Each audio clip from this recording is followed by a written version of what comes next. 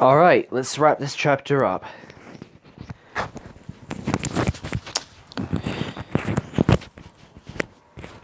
No music for this part because I'm going to keep things a little quiet as we go down. Futaba tapped her goggles. Beacon's still up. Getting back should be a breeze. God, we usually party when we take out a palace, but I just want to go home and sleep for 1,000,000 years. Ryuji groaned. Ain't like it'd be worth it anyway. Joker will still be in the hospital, and Crow... He trailed off. Anyway, we can all deal with that shit tomorrow, yeah? A moment. Yusuke tilted his head. Do you hear that? It was felt more than heard. A distant rumble, only noteworthy because it was in a realm that should have no sound at all. Several of them turned back to the Black Star, the only visible landmark. That dark trickle spilling forth from it looked a bit wider than before. It was easy to tell which of them figured it out first. Their faces turned milk white. Morgana's pupils shrank until they nearly disappeared. Akira said, Mona, now! On it! I'm on it! Huh? Ryuji looked around them. The hell's everyone freaking out about? Or are we just in a hurry to... Whoa, hey, let me go! In a brisk and businesslike fashion, Makoto and An each hooked an arm around Ryuji's and dragged him over as Morgana transformed. They tossed him into the van. The rest piled in. The rumble grew louder. Ryuji groaned and sat upright, rubbing at his eyes under his mask. Is it something I said? You guys gotta let me know when I screw up if you want me to... A gash ripped itself open, and Ryuji yelped in shock as black water poured out with a deafening roar. It struck the non-existent ground, and geysered up, and turned the void photonegative wherever it struck. And in that spray could be seen bricks and glass and masonry like half-chewed food pulped and thrown free. And behind them the Black Star distended further, bleeding freely. Makoto slammed on the gas. The engine's rev was barely heard over the new waterfalls. Can someone please fill me in here? The hell's going on? This void was a palace too, remember? Morgana said. The real palace. And now it's disappearing, but instead of falling apart, it's filling up. The Dead Sea is coming through. It's coming... You mean that place is gonna fall on us? It will if we stick around much longer, Akira said. Oracle, keep our bearings. Queen, hold the wheel steady. There was little the rest of them could do but watch as the collective unconsciousness forced its way back into the empty space that had once been Seki Shimizu's distortion. The noise was unreal. Water punched through the upper reaches of that whiteness like tissue paper, carrying the ruins of the metaverse with it. Entire buildings tumbled through and struck the ground with a boom that made their teeth rattle in their sockets. Somewhere further off, the Q-front building engaged in a slow ballet through thin air, and when it landed, its glass facade exploded into shards that sprayed for half a mile in every direction. From somewhere else, Tokyo Tower fell and bent like something in a blast furnace when it hit ground, enough to make the van quake from miles away. Screws and girders popping free and flying off like party favors. The ground began to puncture. Geysers of black water shot up, and in some of those gouts they saw corpses, the cognitive bodies of old palaces pinwheeling gaily through the air, and Makoto swerved to avoid them and then straightened her course as the water rushed in to claim them all. No one spoke. Even Ryuji had pressed back into his seat, eyes bulging out of his head. Beacon spotted, Queen, said Futaba. Approximately 200 meters to go. Understood.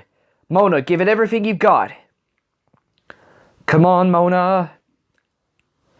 The engine revved again as the swirling ink of the Dead Sea pursued them, choked with the smashed and brutalized remains of the warped cognition it bore. Behind them a vast wave arose, churning with masonry and the drowned. The Black Star had disappeared entirely in this flood.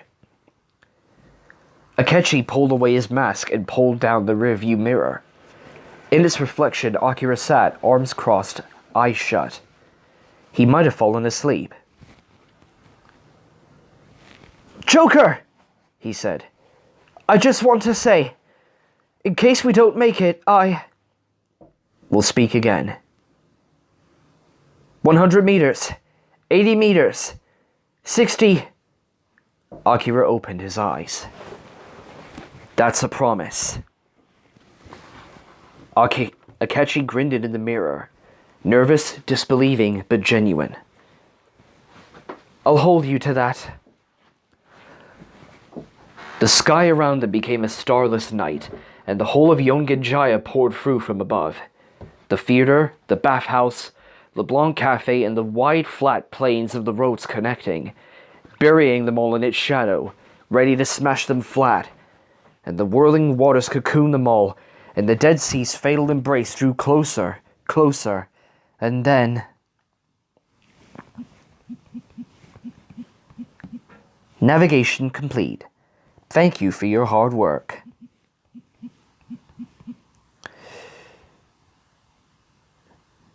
Makoto woke up and immediately wished she hadn't. The hard floorboards of Akira's old room pressed against her face. She stayed there on the floor a while longer. Her body promised deep trouble if she attempted to move any time soon. It felt like someone had taken her every bone and with great precision and care, struck them very hard with a hammer. They'd emerged from the metaverse at such speed that she'd had the sensation of smashing clean into whatever unseen barrier separated the real from the cognitive, and then there'd be nothing but darkness. Eventually she groaned and pushed herself upright. The others were sprawled out around the attic, unmoving. She shook them awake until they were blinking in one in the light bulb's glow. Morgana stayed on his side, stomach rising and falling. "No more," he whimpered. "I'll stay a cat forever and ever. Just no more car chases. No more high-speed getaways. No more. No more." "Gonna be sore in the morning?" Ryuji said, rubbing his head. "And I've got track tomorrow. That ought to be fun." He perked up. "Hey, where's the treasure at?" Haru saw it among their tangled bodies and held it up. That gold braid had transformed into a thick length of black woven fabric. One end was tied into a loop. The other bore a small metal clip, shining like a jewelry. She frowned at it. "Is this a noose? I certainly hope not." "No, look at that clip," An said. She pulled her hair away from her eyes and peered closer. "I think it's a dog leash."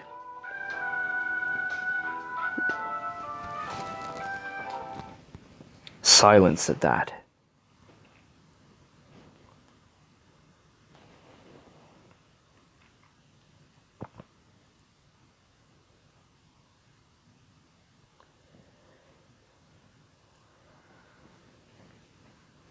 "Can't believe the world nearly ended because some kid's dog died," Ryuji muttered.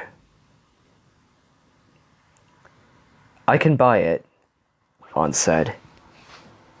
Anyone would get depressed from that, but he just kept it to himself, and it must have kept eating at him all that time, until... "Instant apocalypse, just add tentacle monster," said Futaba. "Looks like your original guess was on the money after all, Goro." No response. She looked around. "Goro?" Growing panic.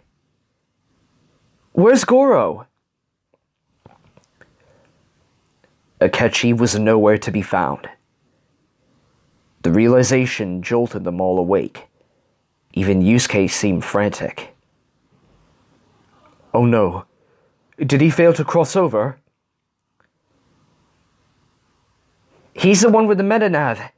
If any of us made it over, it should have been him.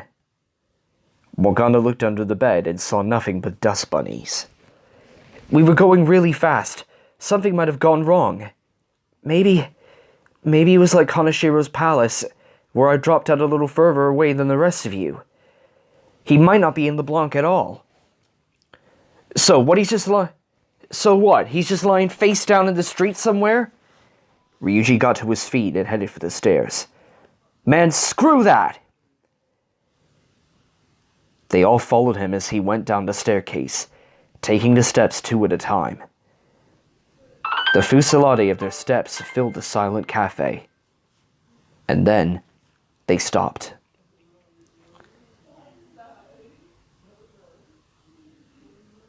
Sojiro was behind the counter, face stony. He glanced at them, then turned back to Akechi.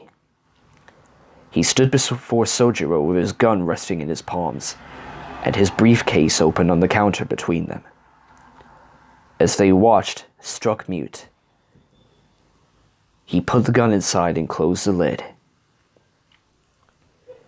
The twin pops of the clasps shutting were very loud, heavy with finality.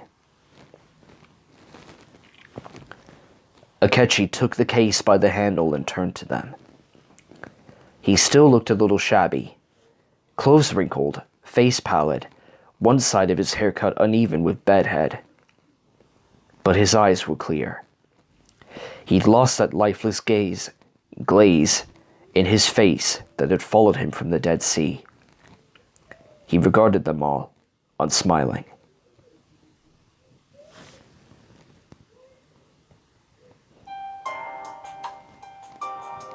He bowed, turned around, and left. The door shut. The bell jingled.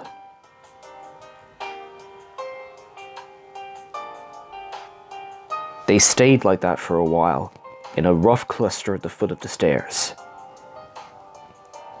None of them moved as Sojiro lit a cigarette and dragged deep. The plume of smoke rose and hung over them all. You saw the look in his eyes, he said. He'd made his decision. Probably for the best that he woke up before the rest of you. How long? Makoto asked. 5-10 minutes. It was enough. He said that it was done. Is it done? Yeah, it's done. Okay. He sighed out smoke. Too late for the trains. He'll have to take a cab to the police station. Tomorrow morning I bet there's going to be a driver with quite a story to tell the news. As for all the others, the hospitals will have their hands full. It'll probably be a couple days before we hear how this all shakes out. He looked at them. For now, I'd like to hear everything. He didn't tell you himself? He was in a hurry. Just stayed long enough to leave you that. Over there. He gestured to one of the stools at the counter, the same one where Akechi had often sat last year, cheerfully greeting an increasingly irritated Akira. They crowded around it. On the bar top was a napkin with something written on it. When he read it, Ryuji's face twisted like he'd bitten into something sour.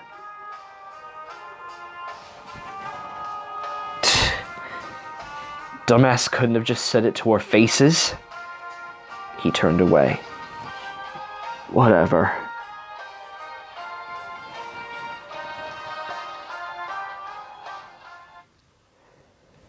It was the most somber victory they'd ever celebrated. They sat at the booths with Sojiro presiding, and explained their heist as best they could. Makoto and Yusuke did most of the talking. Futaba and Ryuji mostly brooded. On spent the time with one arm behind Haru, who remained silent, head down. Morgana had perched on the stool with his head over Akechi's note. He seemed hypnotized by it. Eventually, there was nothing left to say except good night, and they dispersed from the cafe and went their separate ways. Futaba left, holding on tight to Sojiro's arm. The lights clicked off and LeBlanc was left in murk like something beneath a glass jar. In that blue-tinted dark, Akechi's note gleamed like mother of pearl, left reverently in his old place at the counter. The message was brief. In Akechi's neat penmanship, it read, "Thank you for everything. Crow."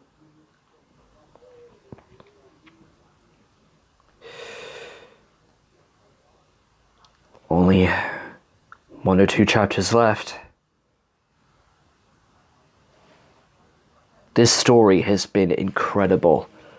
Hasso Tobi has probably joined up with 14 Sleepyhead 09 and the writer of Empathy, Fin Monster. Yeah, Fin Monster. Hasso Tobi has joined 14 Sleepyhead 09 and Hasso Tobi as one of the 3 great fanfic writers I've ever had the pleasure of reading a story from to all of you guys. It's not over yet, but I hope you're looking forward to the rest. Until then, I'm the Masked Ranger saying, keep moving forward, remember the oath, and remember, always believe in the stars above. They will bring you hope. Good night, everybody.